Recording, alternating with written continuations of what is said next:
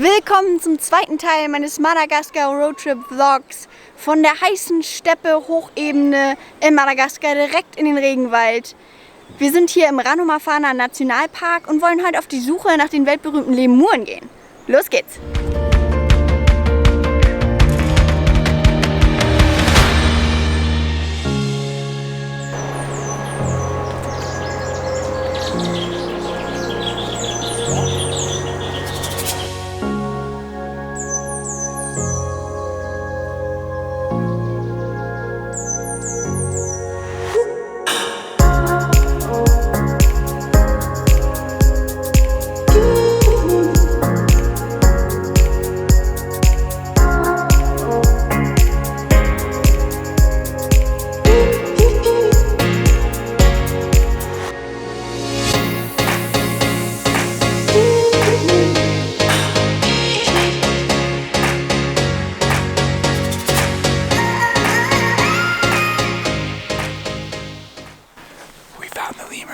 Ja. Wie sagt man in Deutsch? Lemuren. Lemuren, oh wow.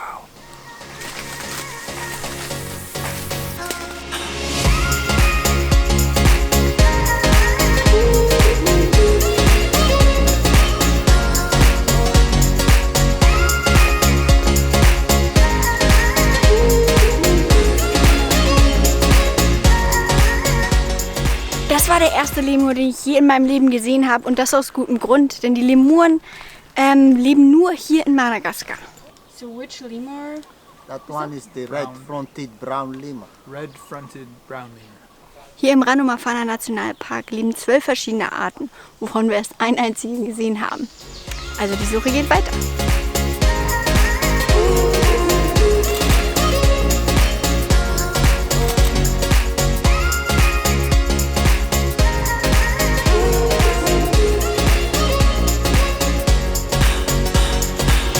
Ein paar hundert Meter weiter haben wir jetzt auch noch das Sifaka oder den Sifaka gespottet. Der ist allerdings sehr, sehr weit oben und schwierig zu erkennen.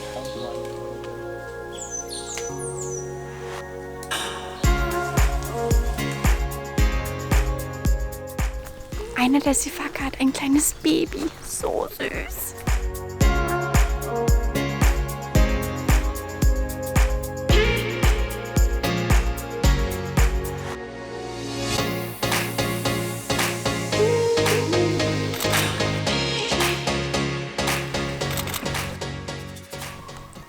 Die ersten 2 Stunden hier im Ranomafana Nationalpark waren super erfolgreich.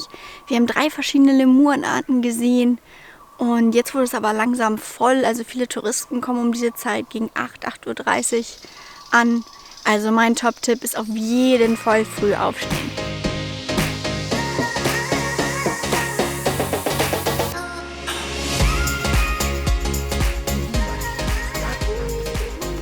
Und als wäre das nicht schon genug, haben wir jetzt auch noch die super seltene Art der Bambuslemuren entdeckt.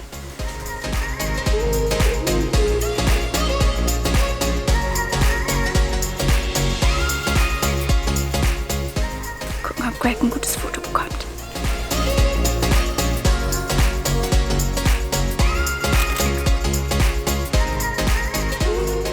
So, we just saw something pretty special. That's the golden bamboo lemur. It's only found here in Ranomafana National Park. It was discovered in 1986. 1986. So And today special. we have lucky to found that one because only found here. Also nicht nur kann man Lemuren nur in Madagaskar finden, den goldenen Bambuslemuren kann man auch nur hier im Ranomafana Nationalpark finden. Und wir haben gerade erfahren, dass der Nationalpark gegründet wurde, weil man diese Lemurenart entdeckt hatte. Also sehr, sehr cool.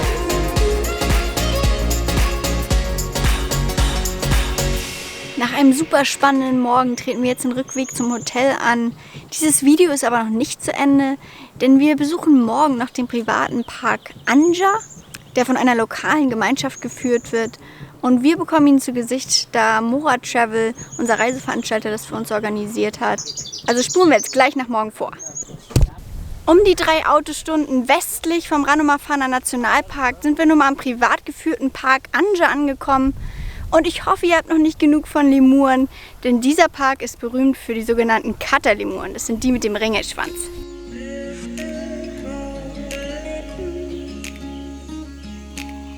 Can you tell me what is Anja? Anja is the place which the people, the community, protect the wildlife, fauna and flora since 20 years ago till now.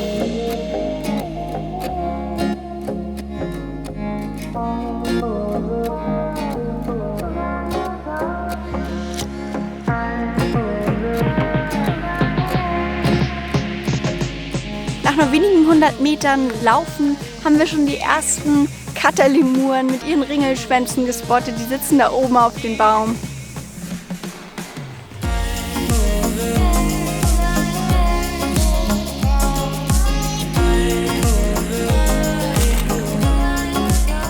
Das Schutzgebiet des Anja Parks wurde von der lokalen Community hier gegründet und wird instand gehalten und ist dementsprechend auch sehr, sehr viel kleiner als der Nationalpark Ranuma Fana. Es ist um einiges einfacher, hier Flora und Fauna zu besichtigen.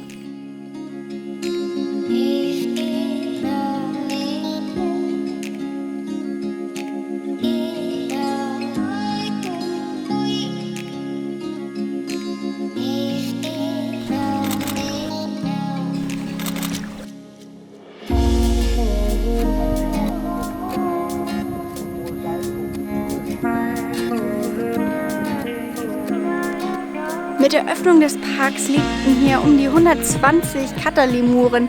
Mittlerweile sind es 650 Individuen.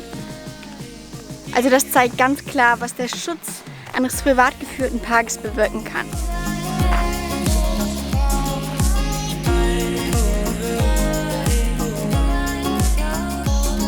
Diejenigen von euch, die Angst vor Spinnen haben, sollten jetzt vielleicht lieber weggucken, denn Adrian, unser Local Guide, hat gerade eine giftige Spinne entdeckt, die er uns jetzt zeigen will. Und diese Spinne ist wirklich Meisterletano. Es gibt sie nur hier im Anja Park.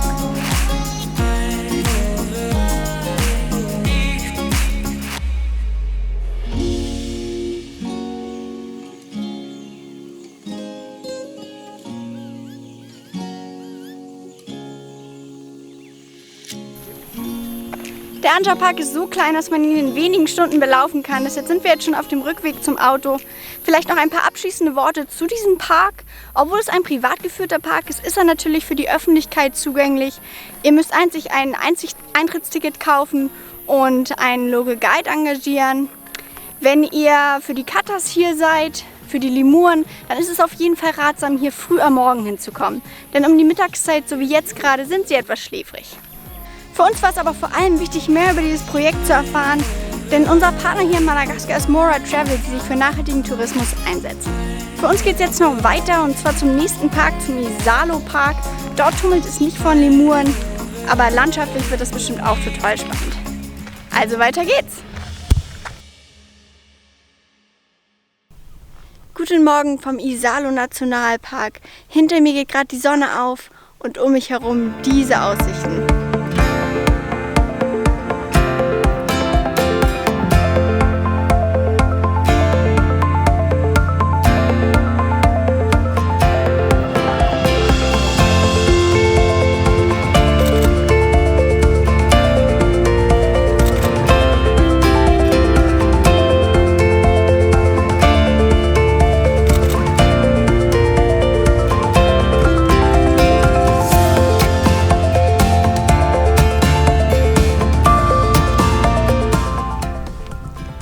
Der Isalo Nationalpark ist 81.000 Hektar groß und es bietet sich wirklich an, hier eine Mehrtagestour zu machen. Leider haben wir nicht so viel Zeit, aber dafür unseren lokalen Guide Momo mit dabei, der uns ein bisschen die Highlights zeigt.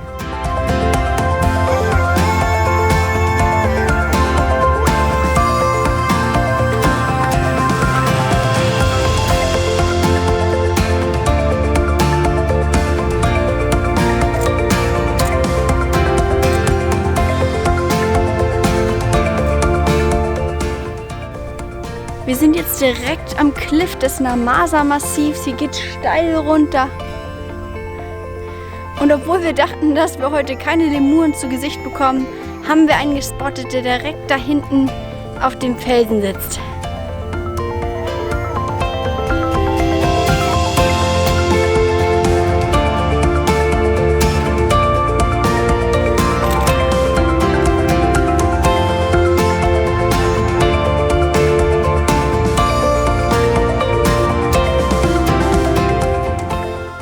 So, jetzt ist es an der Zeit, von der Sandstein-Plateau-Ebene durch die Schlucht runter zum Namasa Camp zu steigen.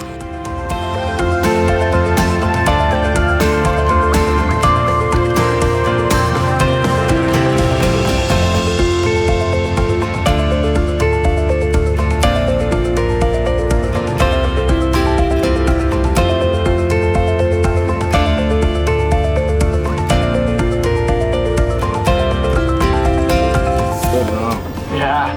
Okay, Radu, can you say welcome back? Let's go back to town. No, we'll say to the camera, welcome back, guys.